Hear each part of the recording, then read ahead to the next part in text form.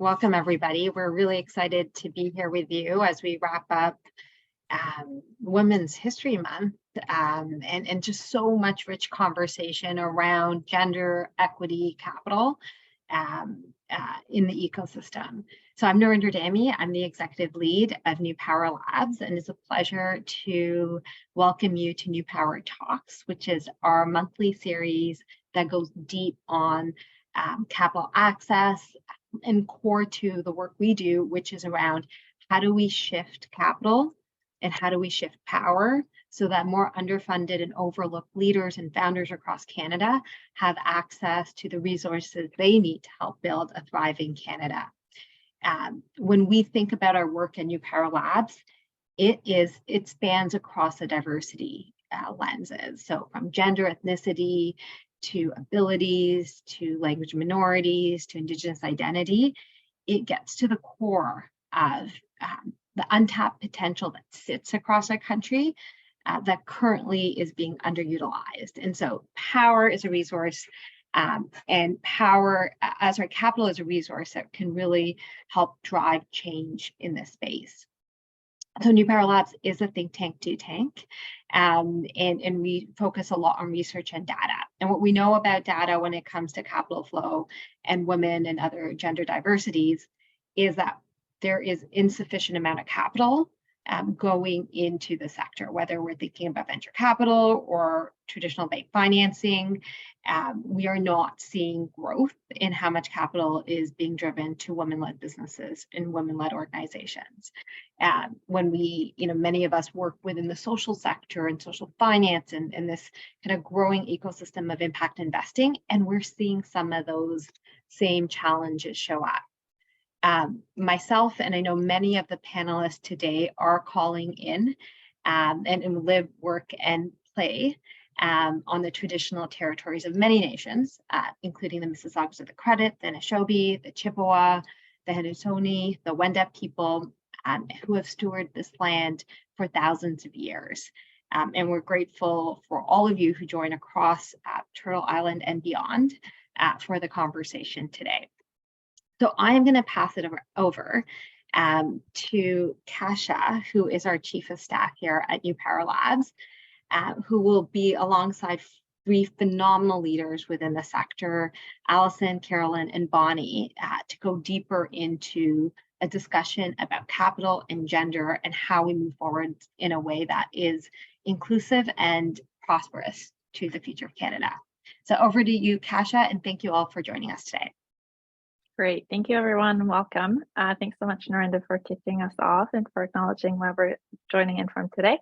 If you'd like to use the chat function, please do go ahead and introduce yourselves. You can also use, everyone's used to Zoom right now, you can also use the Q&A function to add any questions as we go through the discussion. So I'll introduce our panelists and then we'll kick off with a poll. And then we'll get into the conversation. So starting with Allison. So Allison is the Chief Design Officer of Spring Activator. She is a social enterprise strategist and entrepreneur with over 2 decades of experience in the food industry.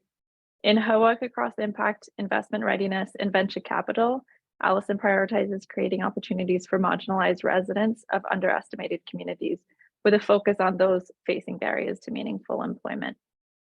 I'll just say too, all 3 of our panelists are phenomenal. So these bios are not going to cover most of what they're doing. They're doing such incredible, expansive work.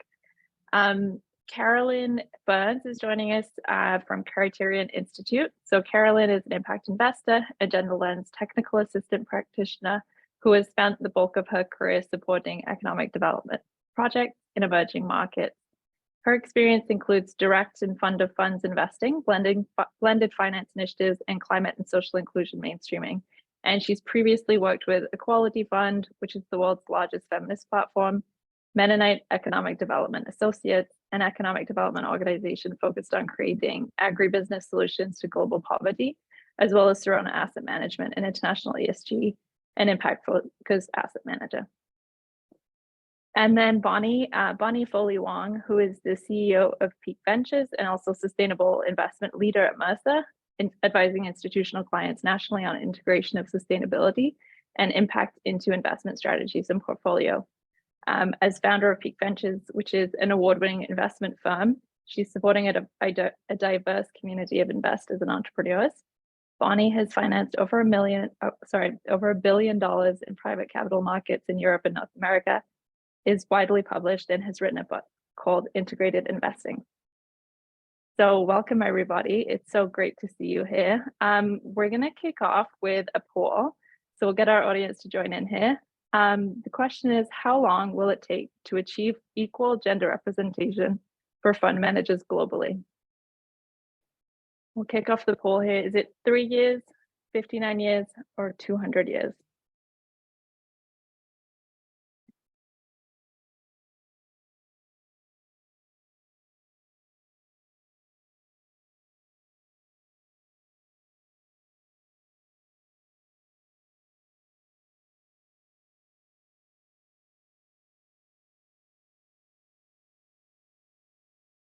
Can we close the poll and see who's voted? 59 years. It's actually 200 years globally. So it's a very long time. So we have a lot of work to do. Let's kick off and start the conversation and understand what we can do to support that and support gender equity more broadly. So I'll start with you, Carolyn. Let's start by defining what we talk about when we talk about gender lens investing. Investing in women is one element of that. Can you expand and help us understand what is the definition of gender lens investing? Thank you. So gender lens investing can take many shapes and forms, but the most commonly understood definition is about incorporating a gender analysis into financial analysis in order to make better investment decisions. And the reason that I've gone with this definition is that I really like it brings a vision, brings a process standard, and it shows that it leads to better decision making, which is ultimately the outcome that we're all seeking. Ultimately, gender lens investing can take a variety of shapes and forms, but a couple opportunity frames that I'd like to discuss today include access to capital. So as Narinder had mentioned in her opening remarks, this could take the form of investing in women, founders, women-led businesses, women decision makers, so those in an asset management or investment management capacity, and applying fit-for-purpose technical assistance to allow businesses that have a gender focus to become investment ready and receive that capital. Secondly, workplace equity. So this could include policies and practices surrounding women's leadership, mentorship, sponsorship, professional development, and other advancement practices, as well as just providing a safe working environment so that women feel that they have the right resources in order to thrive in their professional capacities. And thirdly, products and services or goods that have been designed with a gendered perspective in mind. So this could range anything from women's healthcare products to unique banking solutions that target women as consumers. Again, all these three opportunity lenses, access to capital, workplace equity, products and services, and goods, can take the form and variety of sizes, sectors, and geographies, all with the intentionality of shifting how these investment opportunities are perceived, with the hope that they're seen as material and therefore resourced accordingly. Thank you so much, Carolyn. Bonnie, in your work, you've written about the lack of female representation among key decision makers in asset management, despite an ongoing focus on diversity. Can you share a bit about the research that you're seeing, and have you come across any positive trends that we can point to? Yeah, and to put a bit of context to my work, because I've worked in this space with a diversity lens, with a gender lens, in lots of different contexts. And by day, as you noted, I lead the sustainable investment team at Mercer, which is advising institutional investors. So we're now talking about asset owners that are controlling and stewarding multi-million, multi-billion dollar pension funds or endowments and foundations or different pools of capital. And, you know, we are focused at Mercer on providing actionable, sustainable investment advice and solutions backed by data-driven insights. Now, there's a couple of different layers where I see diversity come through in investment approaches. That's at the asset manager level, so where institutional investors are investing, but also what is important to the asset owner in the first place. So just referencing some of the research that Mercer has done and an article that I co-wrote earlier this month on diversity at the asset manager level. The good news is that there's a recognition that there is value and definitely a strong financial and business case to investing in funds, asset managers where there is diverse leadership.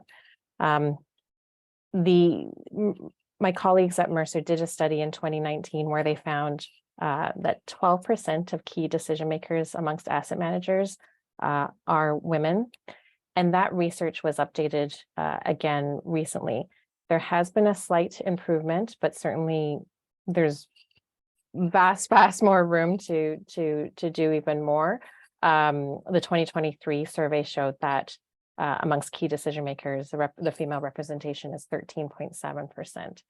So ever the optimist, I think it is a positive signal that at least diversity concepts are making their way into manager research and due diligence. There is a recognition that diverse teams make better decisions, generate better ideas, and really forms the foundation for good governance. But as the data shows, there's still a lot of change and progress to be made. And the other lens of that, as I noted, is we are advising asset owners and asking the question of, how important is this? Here is the data that demonstrates that this can actually help you fulfill not only an impact objective, but primarily a risk and return financial objective.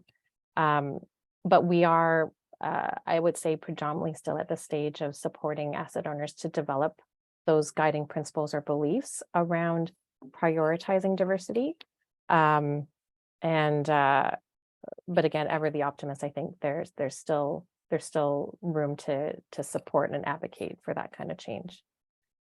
And to sort of pass the baton over to Allison to talk more about what's happening to grassroots, I'll make this connection here in that in the past decade, I had been working at the grassroots level, had started a fund. And again, at that entrepreneurial grassroots level, I had more discretion to sort of say, okay, this is important. We're going to prioritize leadership diversity. So I was successful in starting a small fund where 80% of the capital came from women, and we exclusively invested in 8 women-founded ventures. Since founding that fund, we had 2 successful exits, so we were also able to return capital and demonstrate the financial basis of that. But it also led to new funds being formed, and some of Pique Fund's investors went on to invest in other startups or start investment vehicles of their own. So there's certainly momentum that we're seeing at the grassroots level. And perhaps with that, I can pass it back to you, Kasha, or over to Allison. Yeah, thank you so much, Bonnie. That is really exciting. And yeah, I do think it's a great segue to your work, Allison, because you bridge that sort of space of impact investing and social finance, and your experience in finding impact investees to work with and to sort of lead along to get individual entrepreneurs this funding. And so thinking about those barriers that we're acknowledging that exist around gender, what does it look like in practice? So what are the gaps that you're seeing in funding, and what are you seeing that's working from your experience working with entrepreneurs? Thanks. That's a really great question. As Bonnie mentioned, when you're working in the grassroots space, sometimes I feel like there's a little bit more flexibility or things just happen differently. But the good news is that the focus, at least from what I've been seeing, the focus of gender lens investing has sparked some really positive discussions and calls to action with regards to making just overall investment practices and the beneficiaries more inclusive and diverse. And I see this in practice amongst, say, new investment programs or startups that are coming to market. Also, as a result, I've seen products and services that are way more inclusive by design that are also coming to market, where women are getting seats at leadership tables and just generally being invited to share their ideas and experiences. And overall, I don't have a number to put behind it, but I am seeing increased visibility of women in investing on both sides of the coin, say as the investor and then the startup receiving funds. A really good example of this is the Impact Investing Challenge that is run by Spring Activator, the organization I work for, and their amazing investment team that we have that is majority women-led. And we recently partnered with Talus Pollinator Fund to run a version of our Impact Investing Challenge that featured it was all women, so it was awesome. It featured high potential women-led startups and a team of all women investors. And they went through a journey together of learning about all things related to like early stage impact investing, due diligence, pitching, like funding fundamentals, all of those things. And ultimately one startup that's women-led received funding. And it's a really unique program and experience that's kind of like designed for women by women, and a really great example of how gender lens investing is just working well in practice.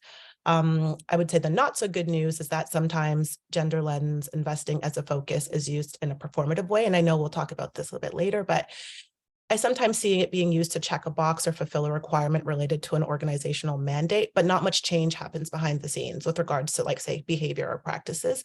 And to me, that ultimately means we're seeing little to no positive impact on the outcomes. And then, eventually, sometimes women in leadership roles gets deprioritized, or it's no longer the hot topic, or it's no longer Women's History Month. So, organizations move on. And we need to focus on shifting the power and structures to ensure that everyone is on board to move the global agenda of improving gender equity forward at all times. So it's not just when there's like money to be made or like a really cool splashy campaign to capitalize on. And then just to wrap it up, in terms of the gaps that I see a lot of money flowing to women in diverse communities, but often in the form of philanthropy. And again, there's nothing wrong with that. That's not a bad thing, but I'm not seeing so much in terms of capital flowing in the form of like venture capital.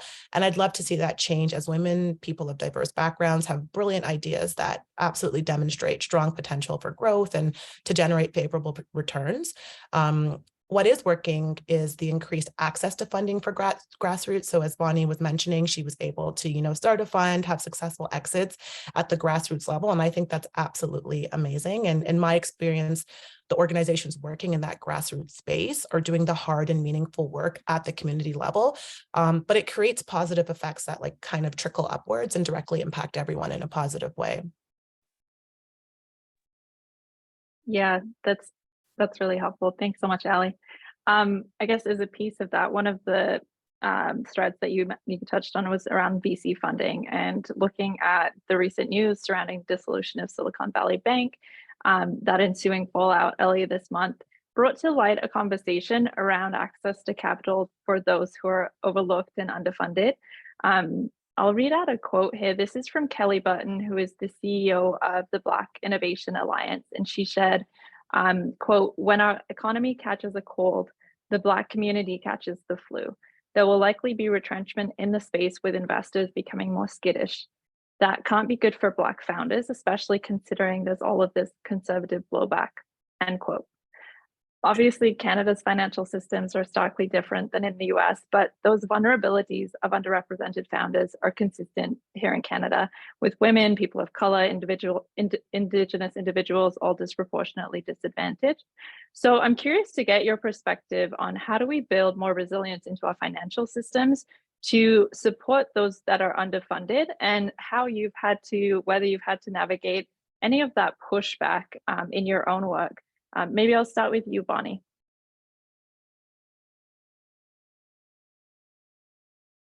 Yeah, and there's sort of nuance and complexity to this. So let me approach this from a couple of different angles. So in my work by day, again, we're talking about very significant sums of capital being allocated at a time. And so, and for the vast majority of fiduciaries, there is a need to generate reliable financial returns because they're funding other things, right? They're funding pensions, they're funding university programs and research, they're funding grant programs. So just to make the connection around like why risk and return is so important.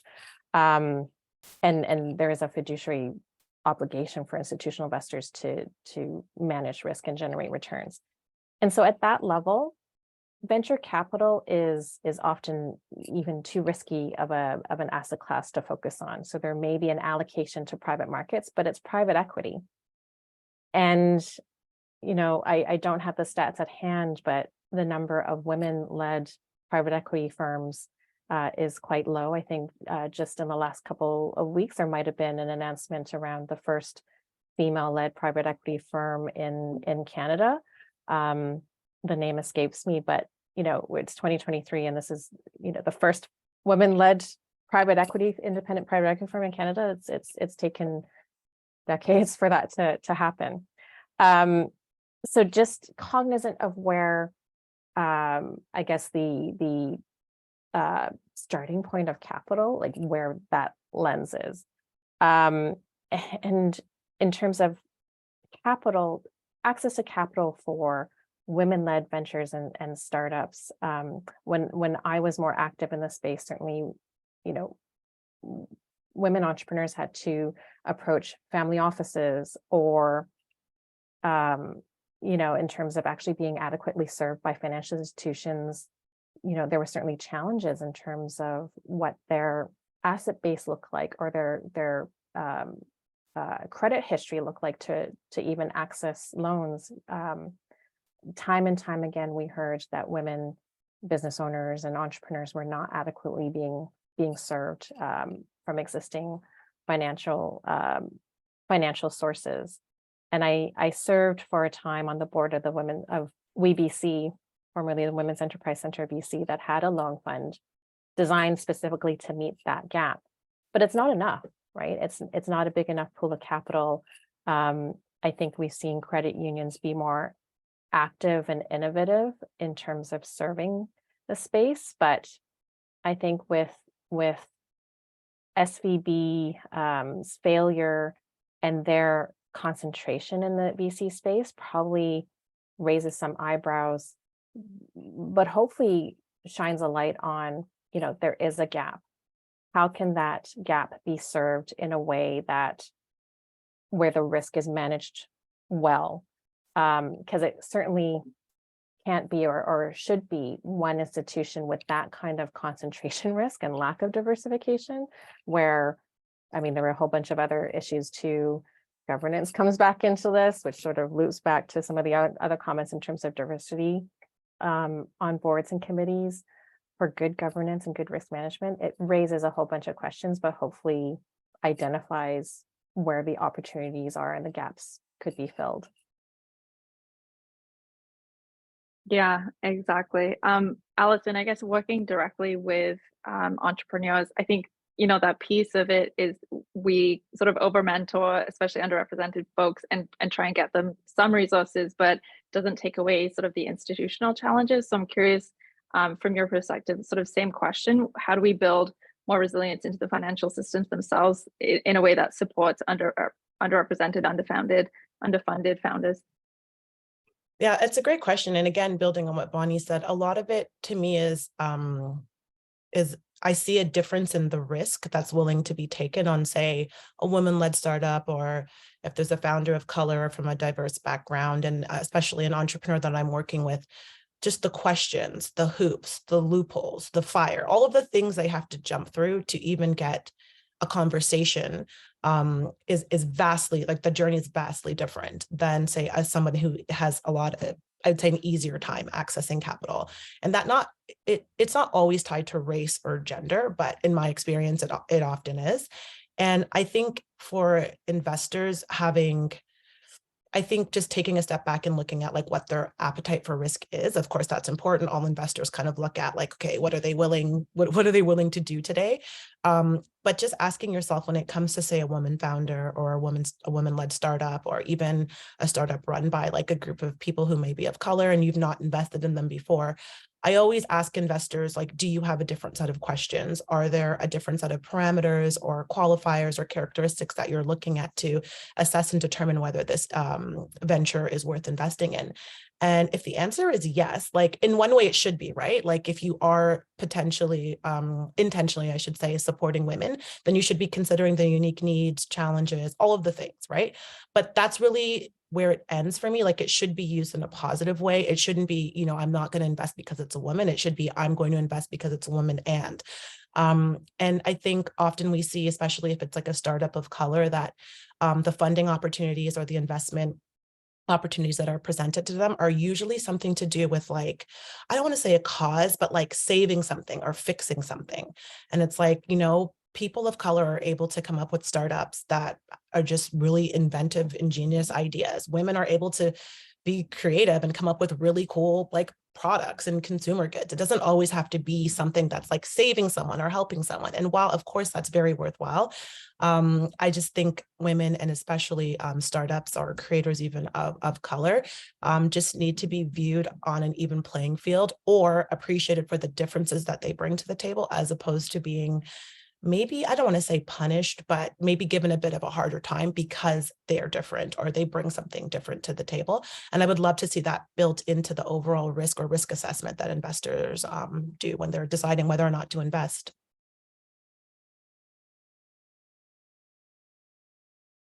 Thanks, Ellie. Yeah, that was a point that came up last month when we were speaking to access to community and access to capital in Black communities.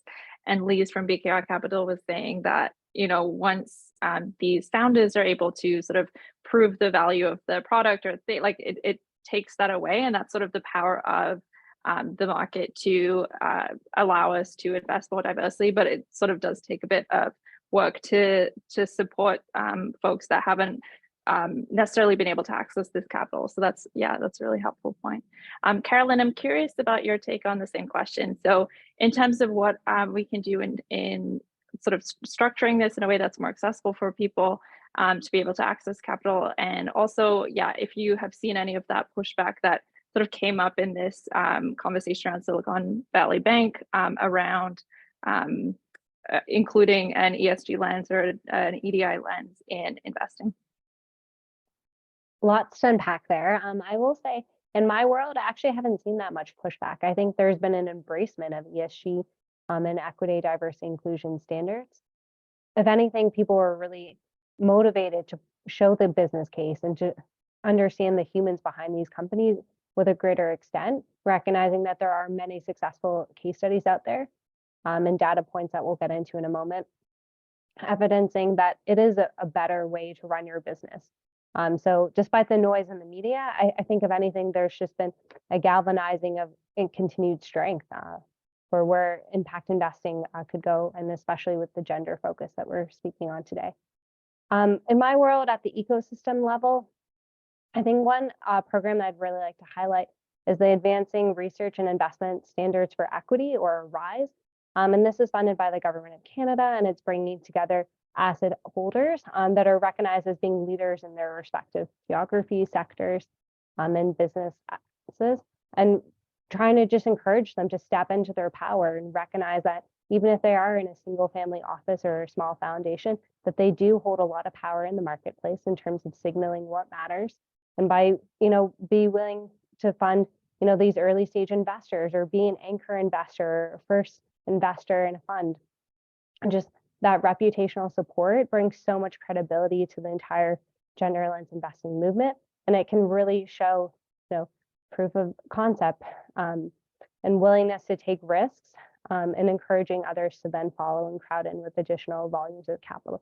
So we're just really here to celebrate those that are willing to, take that first step and encourage them to work alongside each other to create co-investment opportunities and to amplify their successes as well as lessons learned, so that the entire industry becomes stronger. Thank you, Carolyn. Pulling on that thread around willingness to take risk, let's talk about performative action or performative commitments. Sometimes we refer to that as pinkwashing. Many funds and organizations are talking about gender inclusiveness. As an example, maybe setting targets around 30% representation in leadership to be part of a gender fund. What are your takes on the ways that gender equity funds are framed? And can you share meaningful examples of what you're seeing in your own work of policies or commitments that are actually leading to tangible change? I'll put that out to whoever wants to start. I can take that, and just building on some of the comments I made earlier on how diversity is featuring in asset manager research. And also I feel something that Carolyn said. Fortunately, across Canada, what I'm seeing is that asset owners I think there's increasing recognition that ESG factors, where sometimes diversity sort of gets rolled into, can have a material impact on financial risk and return. And so rather than shying away from it, they're leaning into gather more data, develop their processes so that they can evaluate what the exposure within their portfolio is, so they understand the risk better rather than ignoring it. Because I think fiduciaries and asset owners in Canada recognize it is actually within their fiduciary duty to consider the risks and opportunities as it relates to this. So back to asset manager research. So again, like the good news is that it's incorporated into the due diligence process, and it's measured or evaluated on different levels. So it's not just representation, but some of the manager due diligence questions that are asked also look into ownership of the firm. So is this tangible? Is it, I think, in many cases, we might see some diversity at like a workforce level, but not at the key decision maker level, and maybe not at the ownership level. So as part of our manager due diligence, we look at that. So again, that's at the manager level.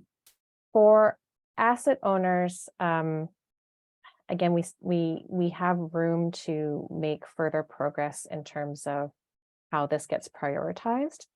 But I think, again, there's increasing recognition that some key diversity metrics are worthwhile in measuring and monitoring within an investment portfolio. It is starting with board diversity, but it could also be workforce diversity in the company's underlying investments. And I think that robustness, like the rigor in terms of gathering that data, monitoring it, is a good first step to ensuring that, in addition to qualitative information, where fund managers can be surveyed around, okay, what are your attitudes towards diversity? Are you in turn asking those questions of the companies that you're investing in, right? So there's many layers, but the quantitative and qualitative analysis at the due diligence level, and then post-investment at the monitoring level, I think will start to bring that rigor to prevent pinkwashing, greenwashing, because it's certainly top of mind to ensure that there's good governance and good risk management. I love that. I mean, Bonnie with the facts. Yes to everything Bonnie said, but also for me, we see a lot of data, which I think is I love it. Music to New Power Labs' ear. Yeah, no, I absolutely love it. I love the data, and that's something I struggle with because it's I wouldn't say not accessible, but I find it sometimes hard to locate the data. But one thing that I've noticed that's been changing and that's been really positive are the addition of people like myself, right? I don't come from a traditional financial background. You absolutely do not want me mathing any type of math. However, I understand how capital flows. I understand where the money needs to go or where it should go. And in fact, when we were even prepping for this and we had a chat and I told a friend I was going to be on this panel, she's like, Wick, where do you fit in, or how do you fit into this conversation? And I was like, wow, I guess I'm the example of when, let's say there is a new fund or a funding opportunity or a program being launched, oftentimes I'll receive calls that say, hey, we're thinking of setting aside, $5 million to support this initiative, and we want it to be for women, and what do you think, and what should we do? And I love that those questions are being asked of people who maybe aren't in charge of making the policies or determining how the funds themselves are structured. Because I compare it to like participant-centered design, right? Like if you're not asking the beneficiaries what they actually need, what would be helpful, how can they be supported, then how do you really know that you're creating impact other than there's capital flowing? Like money flowing isn't always a good thing. Not all money is good money. Not all money goes to where it should go, in my opinion. So I really love that we're seeing the inclusion of people like myself who, in my role at Spring, I get to design impact investing programming or investment readiness programming. And I have investment experience. I've obtained investment in the past, but I by no means am an investment pro, but I'm able to create meaningful programs that result in tangible, really great outcomes for participants. And that's because we're just asking, right? We're just asking people what they need, and then we're delivering. And I think that's a really simple but meaningful and powerful inclusion that I've seen in funds as of late.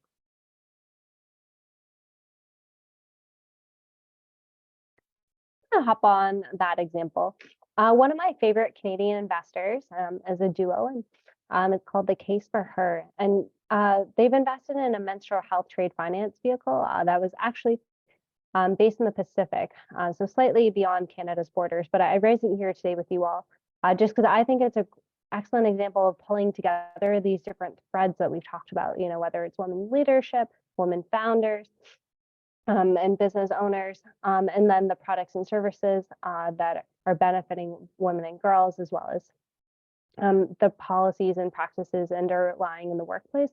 And to bring this full circle, so Pacific Rise created this investment vehicle that The Case for Her then invested in, and it was about expanding access to menstrual health products for women founders who are manufacturing these products in the Pacific Islands.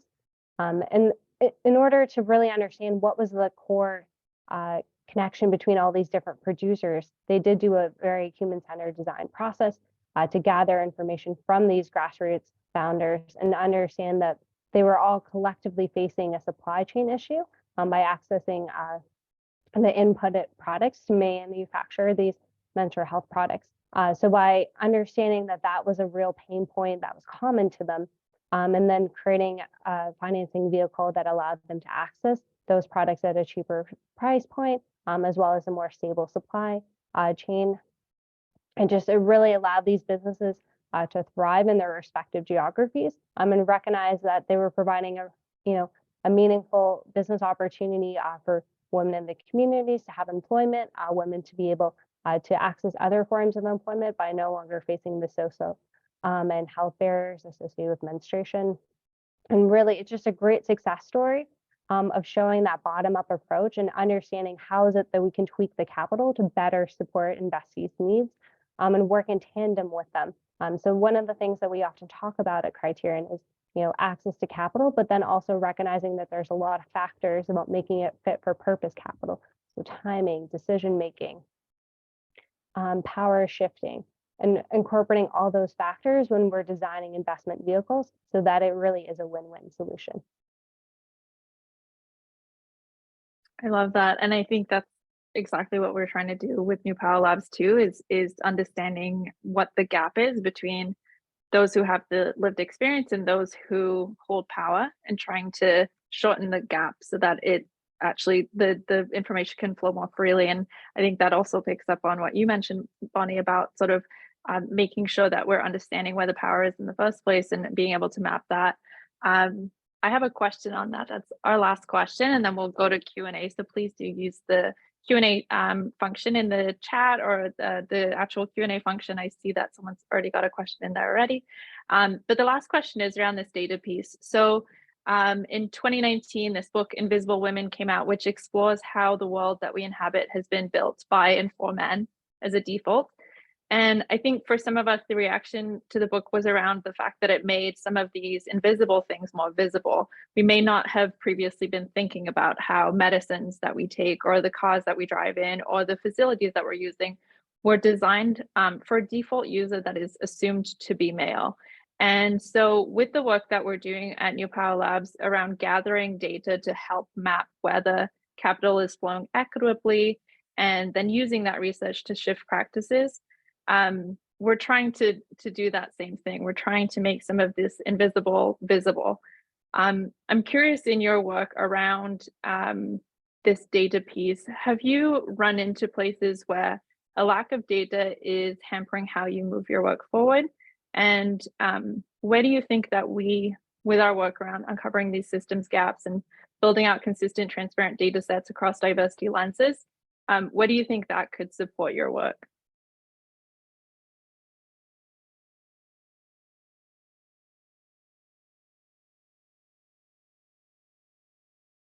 Again, I can leap in and just sort of start with that. Having not read the book, but having drawn on similar stories and research that informed the investment thesis for Pique Ventures, is one of the reasons why I wanted to focus on women-founded ventures to test this hypothesis of like what could be created if the decisions were driven by women-led leadership, serving predominantly communities of women. And at the time for Pique, I gathered what data I could about my venture. So the caveat here is, again, gathering data and collecting it takes time and can be onerous. So Pique Ventures being a small firm at the time, investing in early stage ventures with a myriad of priorities and maybe limited resources, I could only collect what I could. And that was still only around diversity in terms of leadership of those ventures and workforce diversity. And then I could collect diversity.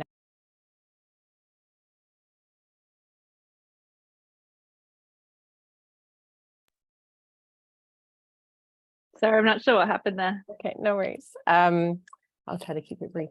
I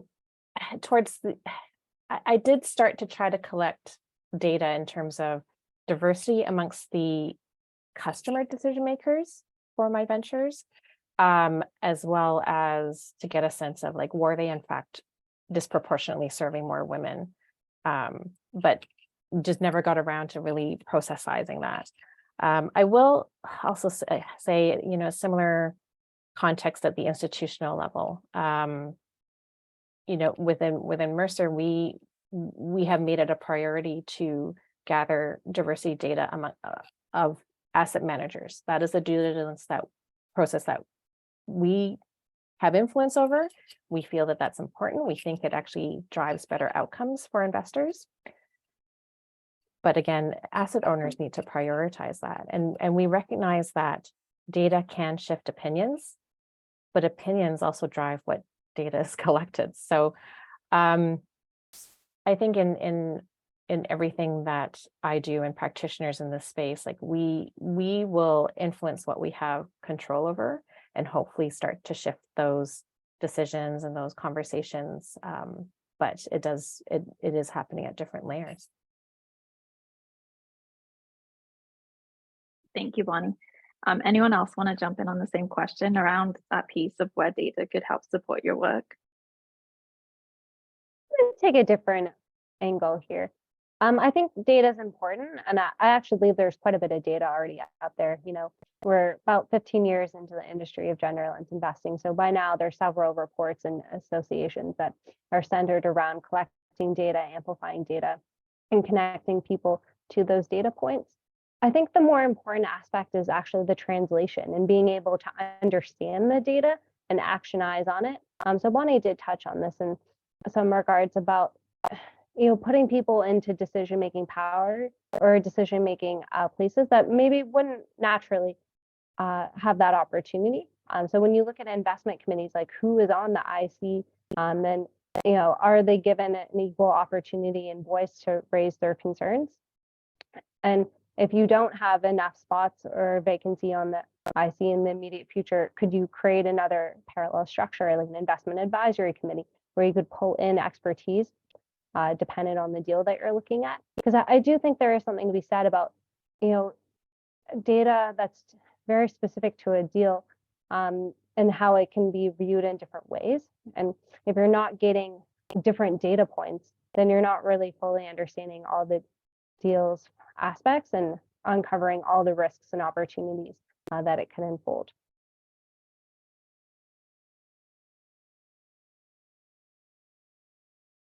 I'm just going to jump in with a really quick, my 2 cents. And I think both Bonnie and Carolyn have raised good points. And I guess the only thing I have to add is like the work of New Power Labs I find interesting because to your point, Carolyn, yes, we may be 15 years or so into gender lens investing, but I feel like the data is only as strong like as the sample. And so even if we're talking gender lens, if we're only investing in white women, then the data is going to be about white women. So what I love about New Power Labs is they're looking at diverse communities, queer communities, where no one else has been looking. That's where I don't find the data. And my work that's with, I would say at the community or grassroots level, when I'm writing grant applications or doing like a follow-up report, there's very little data that I have to pull if I'm working with, say, like a community of Afghan newcomers and the businesses they've started and the capital that's flowing to, let's say, refugee or newcomer communities. Like that data doesn't exist in large amounts. I'm sure there's some of it somewhere. But to answer your, I guess, original question, Kasha, I love the work that New Power Labs does because they're looking at these very specific subsets of data and trying to pull out what's there and then maybe fill the gap and ask the questions to find the relevant answers that are needed. So that's just my 2 cents. But yes, the work you're doing is great and really is helpful to the work that I'm doing. I swear the question wasn't just a setup to get compliments, but we'll take them.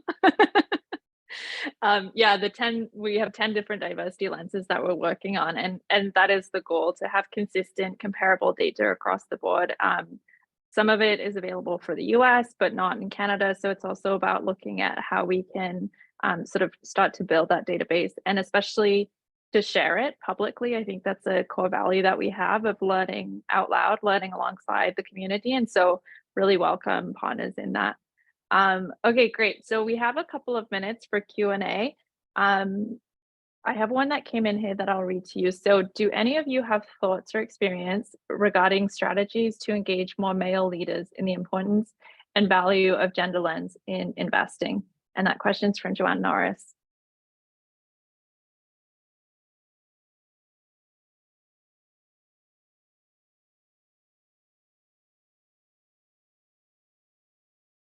I'll say hi to Joanne.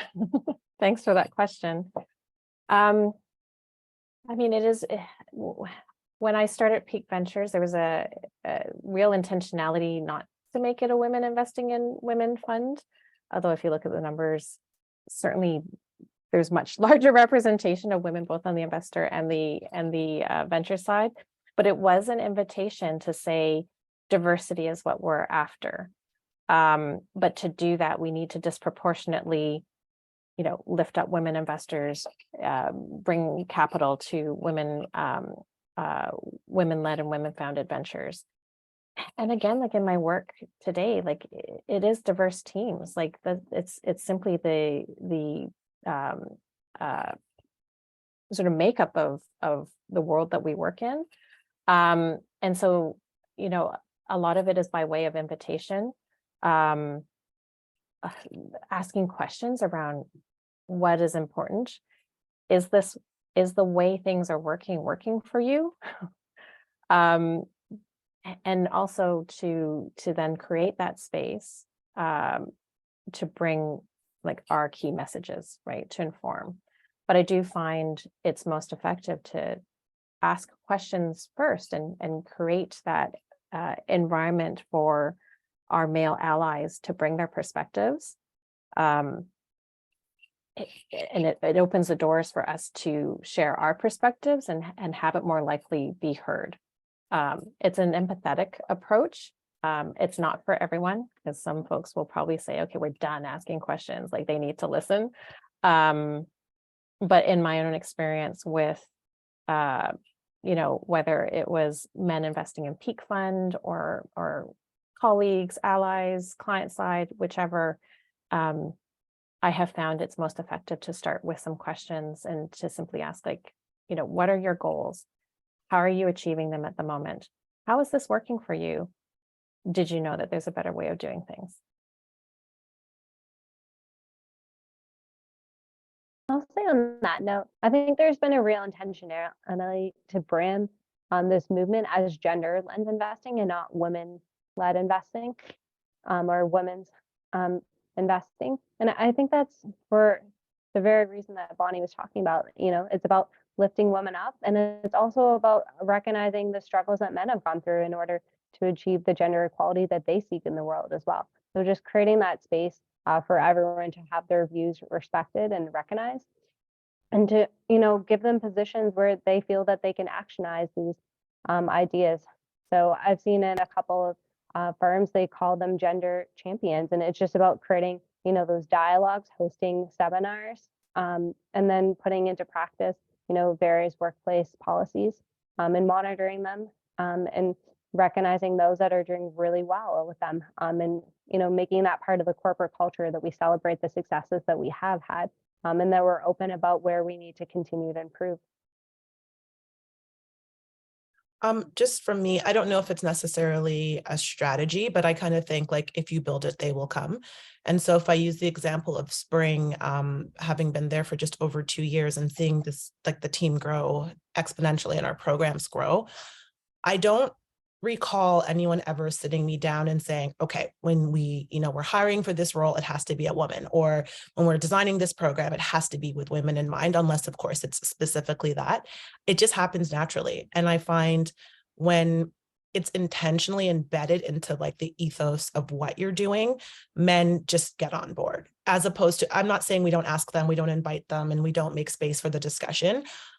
That's all good. I just take the approach of this is what we're doing. So if you'd like to be on board, like get on board. And yes, through that, there's room for the discussion and the questions and the finding and the learning and the growing and all of the things. But at some point you just have to do it. And I don't recall anyone ever telling me at Spring, like we have to have like 30% of this, or like those. It happens sometimes, but not really. It's just so organic. And I think up until very recently, the only man on our team was the CEO.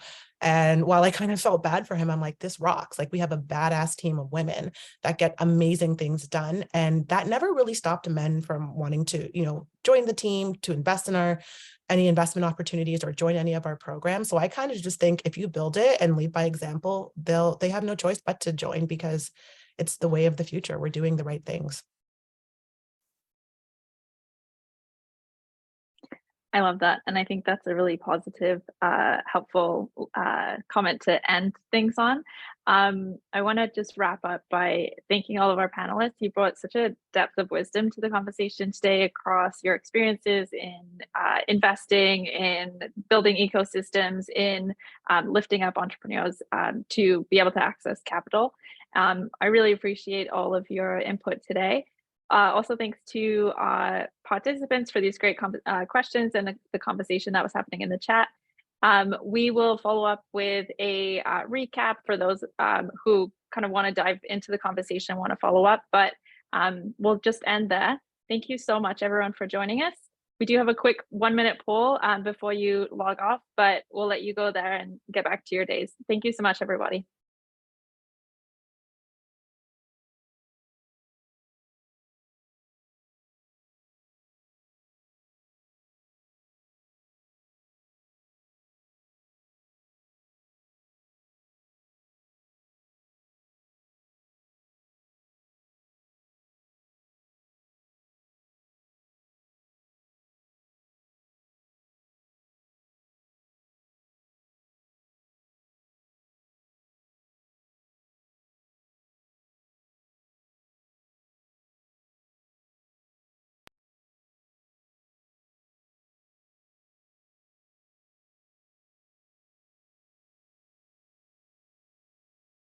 Thank you, everyone. I know we still have some folks still here. We have at least 20 people still here, but such a great conversation. Thank you. Yeah, we can hop off. I know, Bonnie, you said you had to get to a next call. But yeah, thank you so much, everybody. It was really great to speak to you all. I really appreciate your input. Thanks so much. For And having feel us. free to share if there's any follow-up questions, or love to hear what the engagement and feedback was on this. Yeah. Thanks so much, guys. Thank you. Thank you. Bye. Bye all. Bye. Bye.